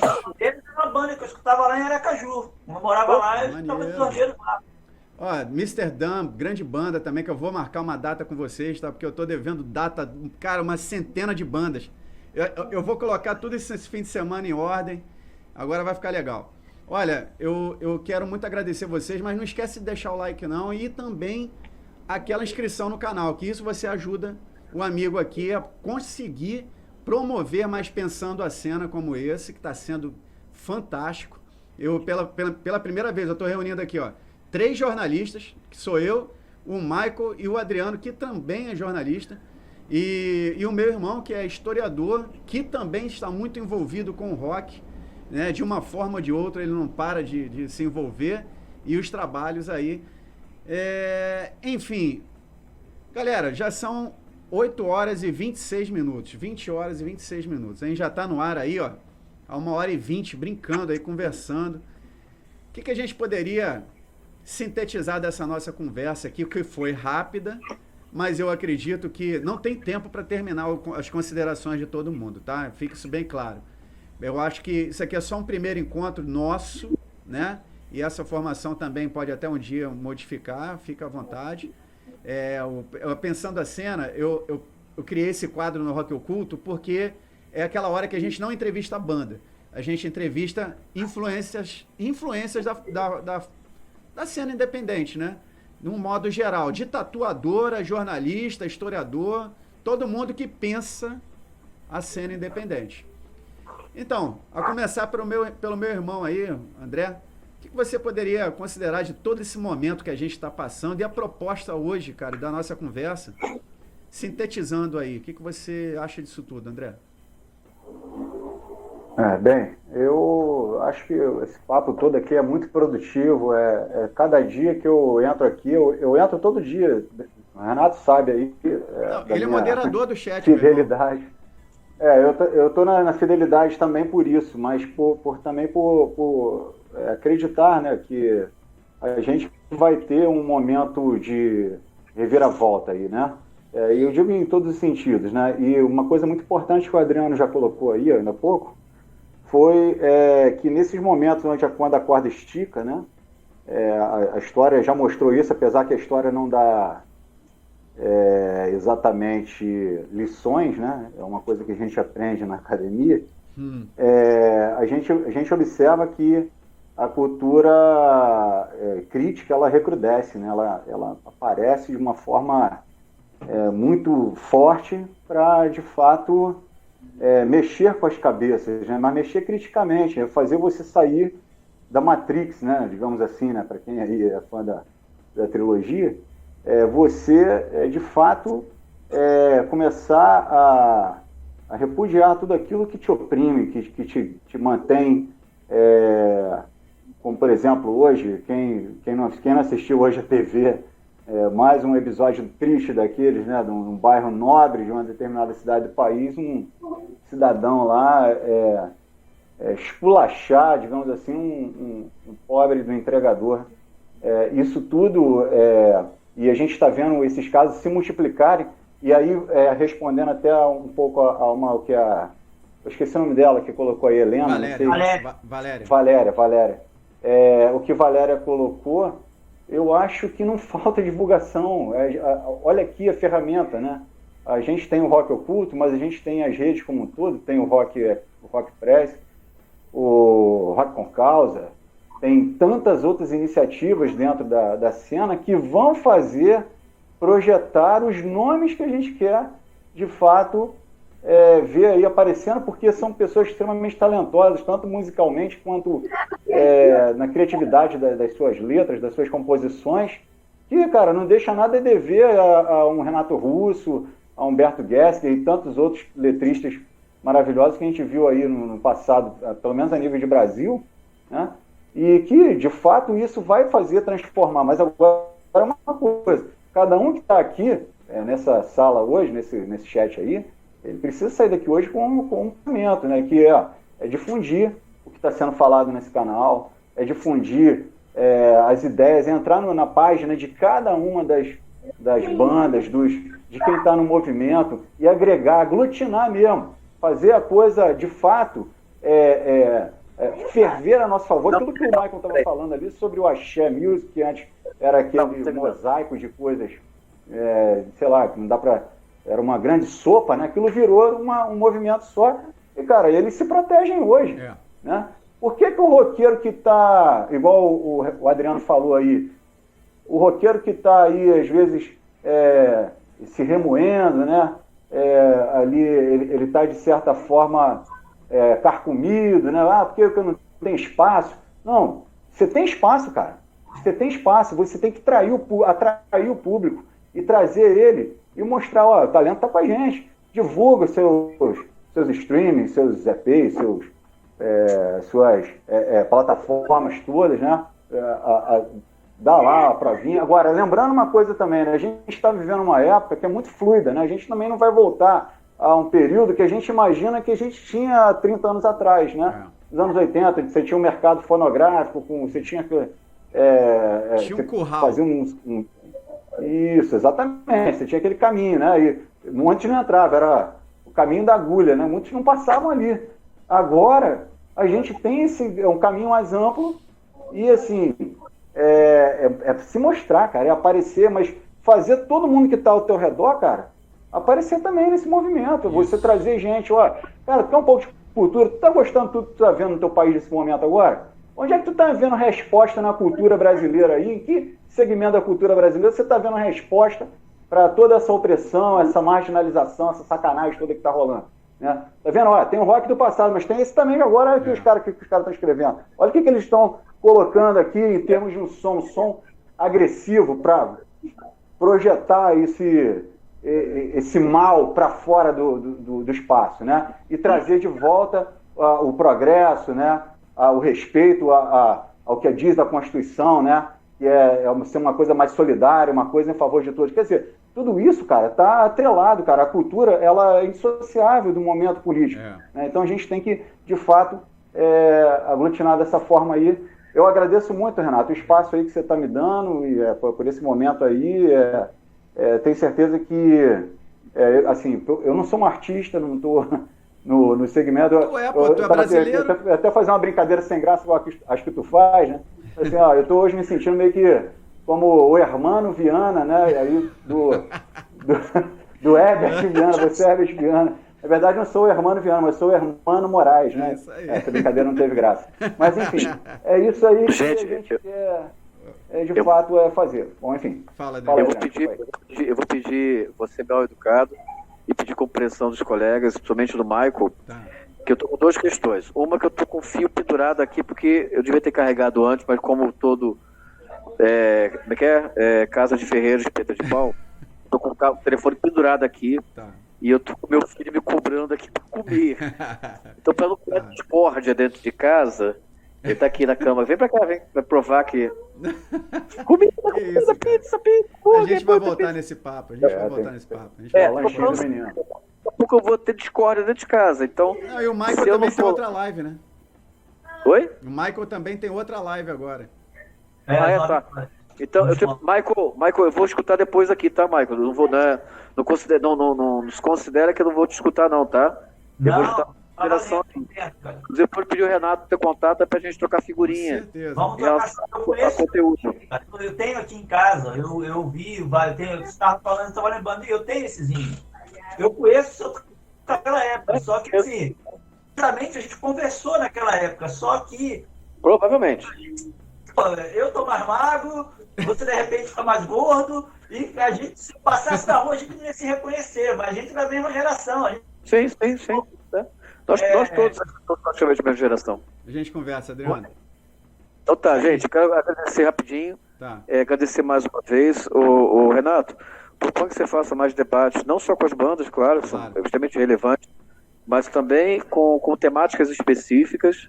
E aí eu acho que o André pode ser um bom mediador, Sim. somente nessa questão histórica. Eu acho a gente promover mais também. Como você falou, quem também produz, sabe? Isso. Eu acho que chamar o Júnior não só como músico, o Júnior do 1 a 1, mas a experiência dele também lá na Ilus, com o que ele faz hoje lá no bar dele lá em São João, no Isso. Homer, bar do Homer. Todo mundo que produziu coisas, fez coisas aí na Baixada. Então eu quero agradecer mais uma vez o convite. Fala do Deixa Concausa. eu aqui dar uma... Como é que a galera tá. encontra o portal? Rapidinho, nosso portal, pessoal, se cair, não repara não. Não se preocupe. É aqui, ó. Esse aqui é o portal C3, da Concausa, portal de notícias, se a galera tá vendo. Esse aqui é a página da Concausa, concausa.net. E aqui é o portal de notícias C3, Maravilha. tá bom? E Maravilha. aí tá à disposição quem quiser divulgar trabalho, textos, artigos, matérias. Alô, Tem espaço bandas. aqui. Alô, banda. Banda, tal. Tem espaço aqui. Então, gente, mais uma vez, obrigado. Obrigado, irmão. Beijão pra todo mundo, tá? Eu vou cuidar aqui do meu... Tá bom. Um abraço pra Vou família aí. comer... Valeu, Adriano. Grande abraço, querido. Tô aqui, ó. Fala, meu Aqui, ó. irmão. Pra comer. Como é que é? Aí, lindão. Comer. Ah, Joãozão. Tá. Obrigado, gente. Valeu. Até. Beijão. valeu. Fala, Michael. Ih, valeu a bateria. Opa, vamos lá. Nós temos uma live hoje, né? Eu tava preocupado com o teu horário, cara. Não, tá valendo, ainda tem um tempinho. Ainda tem acho que 20 minutos para começar a minha live. É o tempo de jogar uma água no rosto, botar mais um pouquinho de café restinho de café na caneca e voltar pro papo. Isso aí. Bom, primeiramente, assim, agradecer mesmo de coração ter participado desse papo aí com vocês. Foi muito rico ouvir as histórias de história da região, a gente refletir sobre coisas que eu sempre reflito, a questão dos nossos heróis, a questão da nossa história como cidadão do subúrbio carioca, e não desmerecendo outras regiões do Rio e do Brasil. Enfim, eu acho que todo mundo pode se somar. A gente estava falando da Baixada, eu lembro que o primeiro festival de rock do Rio de Janeiro, e um dos primeiros do Brasil, foi lá em Caxias, nos anos 70.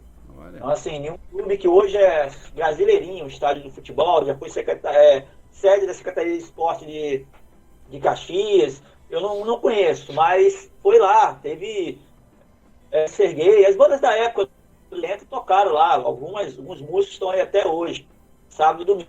E eu pegando o trem na Central do Brasil, saindo lá da Zona Sul, vendendo ingressos só em 2 lugares, em Caxias e em Ipanema, e o pessoal assistiu o show, que era inspirado no Woodstock. O festival, a ideia era essa, eles ganhavam VIP e tudo mais. Maneiríssimo. Então, muito bacana, muito rico. Eu vi alguns comentários aí rapidamente, assim, da galera. Algumas pessoas eu reconheci o nome, o Vinícius, o canal dele também, o Bruno, a Valéria, que perguntou a gente sobre a questão do preconceito. Então, assim, para mim, muito bacana estar participando. Eu estou à disposição, sempre que me chamar para o culto, rock como causa, qualquer outro canal que precisar trocar ideia. Pô, vou falar sobre disco de vinil, sobre CD, fotografia, jornalismo musical. Ontem com a Rock Press, conte comigo. O que eu puder somar, tá valendo, a mensagem está aberta. Viu? Olha só, deixa eu falar para você que está em casa. O Michael faz entrevistas diárias, né, Michael? No Rock Press. Oi? Você faz entrevistas diárias pelo Instagram, né? Isso, as entrevistas estão acontecendo sempre às horas lá no Instagram, segunda, quarta e sexta. Ah, legal. Infelizmente, eu tenho uma triste notícia que eu vou te dar em primeira mão aí agora. O quê? Na próxima semana eu vou ter que cancelar toda a programação que já tinha montado, a entrevista de segunda-feira com o Genilson Araújo, repórter aéreo, né? Legal. Mas infelizmente eu estou voltando a trabalhar, ou felizmente, né? Essa semana. E vou ficar no turno da tarde e noite. Então eu vou ter que remontar a programação de live. Esse mês as lives seriam com fotojornalistas, né?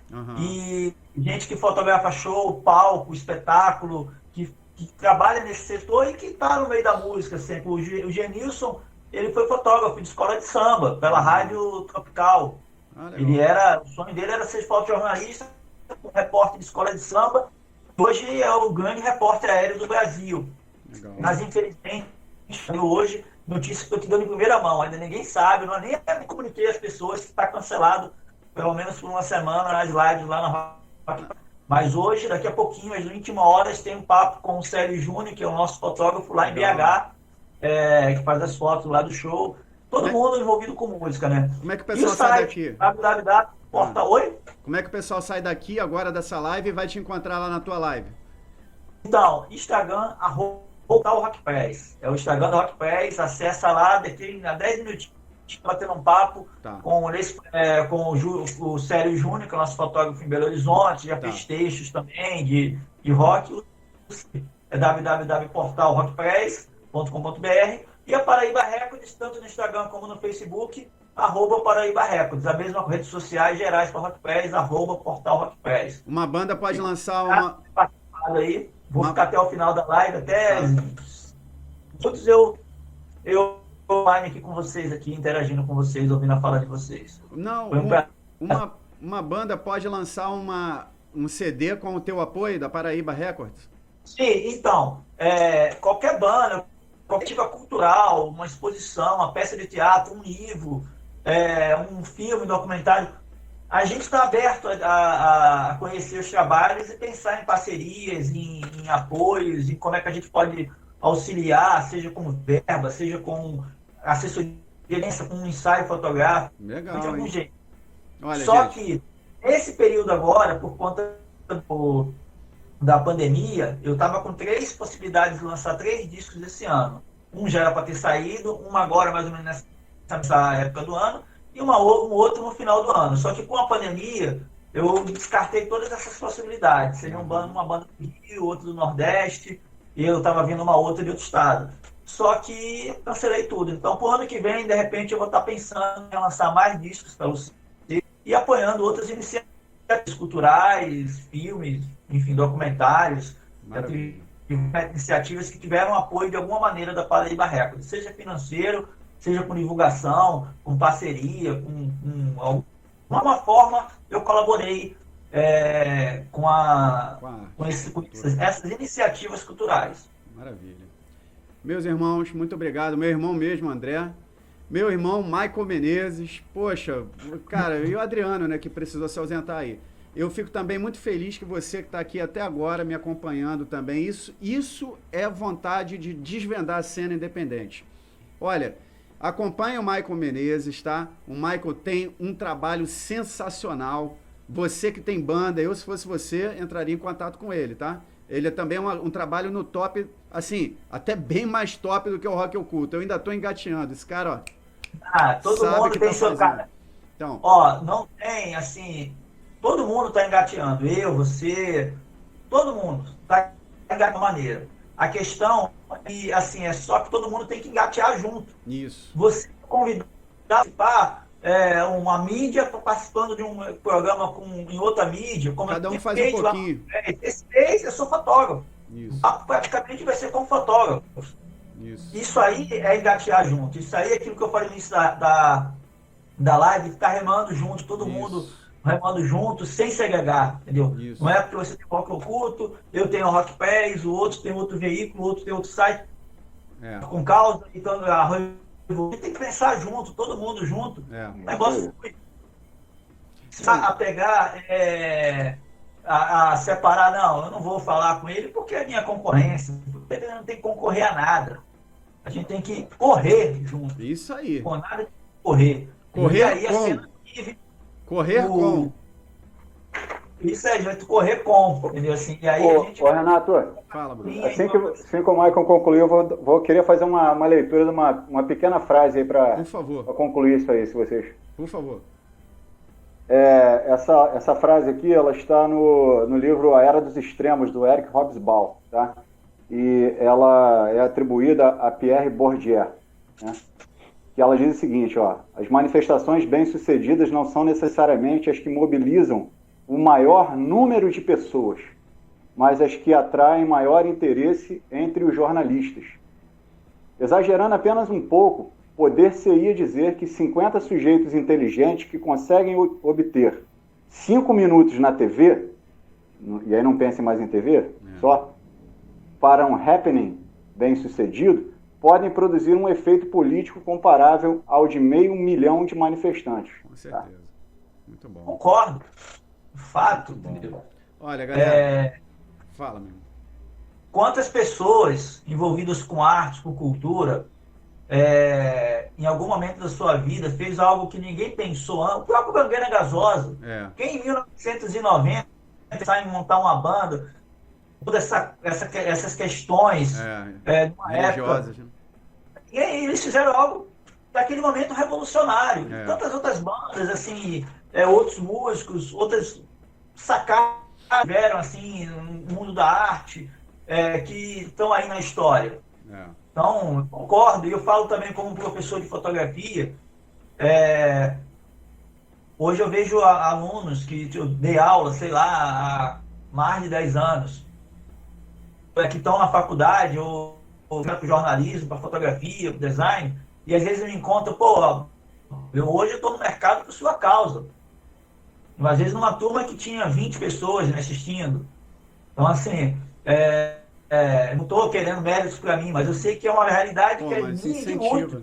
Quantos professores de história, de jornalismo, de geografia mudaram a forma de pensar, evoluíram, eu não gosto de termo mudar, mas evoluíram a forma de pensar das pessoas ao ponto de estarem outras pessoas. Verdade. Então, acho que a galera que é gente, vocês estão fazendo história por estarem acompanhando essas 2 horas de papo da gente. Exatamente. Aqui. De repente eles vão acompanhar mais uma comigo lá no da Rock Press. Vai lá. Então,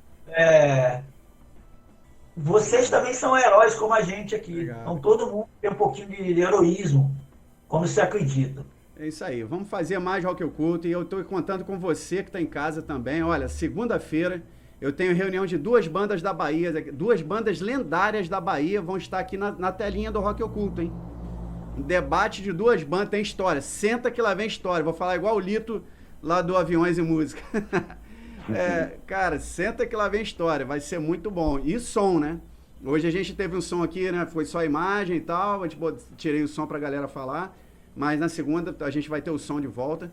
E futuramente vai ter Rock Oculto com live. Live mesmo, a galera tocando. Deixa isso tudo passar. Galera, eu agradeço muito pela presença de todos, os entrevistados. E também a galera de casa que está aí acompanhando. Muito obrigado pela fidelidade, pela audiência. Vocês são demais. Vocês só estão incentivando. Não esquece, deixa o seu like, manda para o seu amigo, chama a galera para o Rock Oculto, para o Rock Press, para Rock com Causa. Vamos aglutinar, como disse aí o meu irmão. Um grande abraço e até segunda. E corram lá na live do Michael, na Rock Press.